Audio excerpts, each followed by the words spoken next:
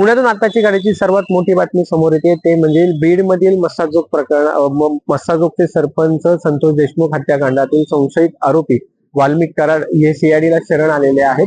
मुळात म्हणजे खंडणी प्रकरणात ते शरण आलेले आहेत, परंतु संतोष देशमुख यांच्या हत्याकांडामध्ये त्यांचा हात असल्याचा संशय व्यक्त केला जातोय। त्यामुळे हे प्रकरण जरासं गुंतागुंतीचं आहे, परंतु सध्याच्या घडीची ही सर्वात मोठी बातमी आहे की खंडणी प्रकरणात आरोपी असलेले वाल्मिक कराड हे आता सीआयडीला शरण आलेले आहेत। सध्या ते पुण्यातील सीआयडीच्या मुख्यालयात त्यांची चौकशी सुरू आहे व सीआयडीचे अप्पर महासंचालक हे त्यांची चौकशी करतायत। तर केस न्यायालयाकडे न्यायालयात त्यांना हजर केलं जाणार असल्याचं बोललं जात आहे, म्हणजेच त्यांना बीड पोलिसांकडे हस्तांतरित केलं जाऊ शकतं।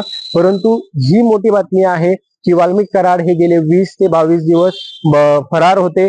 त्यांचा तपास सुरू होता, पोलीस त्यांचा तपास घेत होते, पण ते सापडत नव्हते। पण आज अचानक एखाद्या सिनेमा सारखं ते सीआयडीला शरण आलेले आहेत। सिनेमात घडावं तसं ते सीआयडीकडे आज मुख्यालयात दाखल झालेले आहेत। सध्याच्या घडीची ही सर्वात मोठी बातमी आहे। आता या संपूर्ण घटनेत आपण एक एक बिंदू जोडत गेलं तर आपण पहिल्यापासून पाहू। 9 डिसेंबरला संतोष देशमुख यांची हत्या झाली। त्यानंतर या हत्येमागे कोण आहे असा जेव्हा प्रश्न उपस्थित होऊ लागला, त्यावेळेस वाल्मिक कराड यांचं नाव समोर येऊ लागलं। तिथले स्थानिक गावकरी असो किंवा विरोधक असो, त्यांनी वाल्मिक कराड यांचं नाव घेतलं।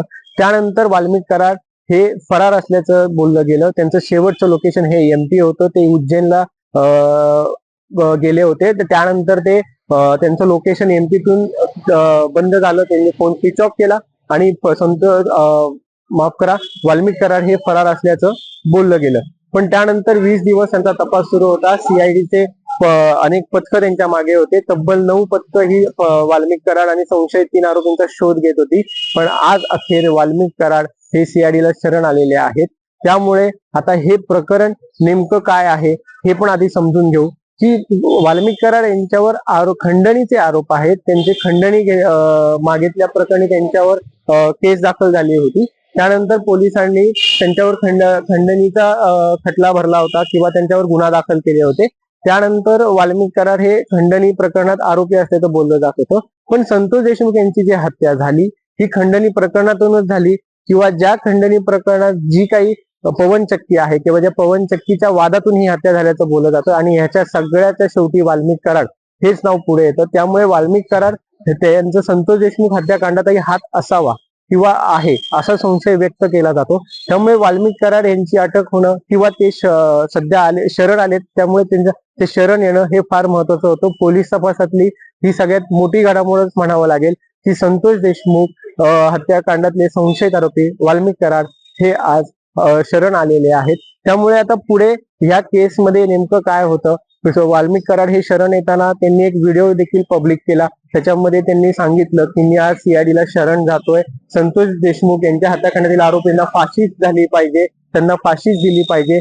मी जर याच्यामध्ये दोषी असेल तर न्यायदेवता जो काही मला न्याय देईल तो मला मान्य असेल, असंही वाल्मिक कराड यामध्ये म्हणाले। त्यामुळे वाल्मिक कराड यांनी स्पष्टपणे त्यांची भूमिका मांडली की संतोष देशमुख हत्याकांडात ते नाहीत, त्यांचा हात नाही, हेच त्यांच्या या व्हिडिओतून समोर येतं किंवा त्यांच्या या विधानातून दिसून येतं। त्यामुळे वाल्मिक कराड आता शरण आल्यानंतर पोलीस कशी चौकशी करतात, पोलीस चौकशीतून नेमकं काय समोर येतं हे पाहणं महत्वाचं राहणार आहे। तुर्तास तरी इतकंच। अशाच अपडेट जाणून घेण्यासाठी माय महानगर लाईव्हला सबस्क्राईब करा आणि बेल आयकॉन प्रेस करायला विसरू नका।